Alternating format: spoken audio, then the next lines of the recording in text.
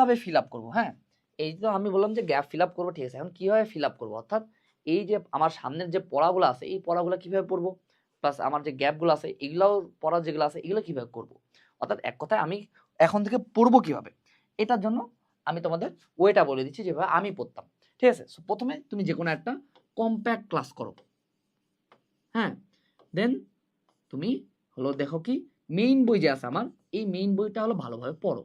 Main বই যত math আছে, মেইন বই যত এমসিকিউ আছে, অথবা যেমন আমার বায়োলজি বলো, অথবা কেমিস্ট্রি হাজার স্যার বলো, অথবা ফিজিক্স বলো, এখানে তো ভিতরে একটু পড়তে হয় না এমসিকিউর জন্য, থিওরিটিক্যাল এবং ইনফরমেটিভ এমসিকিউ পারার জন্য। সো তখন তুমি ওগুলো দাগানো বইটা পড়লা, পাশাপাশি ওখানকার ম্যাথগুলো সলভ করলা। দেন তুমি কি করবা, দেন তুমি টেস্ট পেপার নিয়ে বসে যাও। টেস্ট পেপার নিয়ে বসে যায় তোমার কাজটা কি, বোর্ডে যতগুলো কোয়েশ্চেন আছে এই সবগুলো সলভ করা, পাশাপাশি যদি সময় পাও এক্সট্রা তাহলে তুমি কলেজের যে 30টা প্রশ্ন, অর্থাৎ কলেজের যে 30টা প্রশ্ন এটা সলভ করার ট্রাই করো।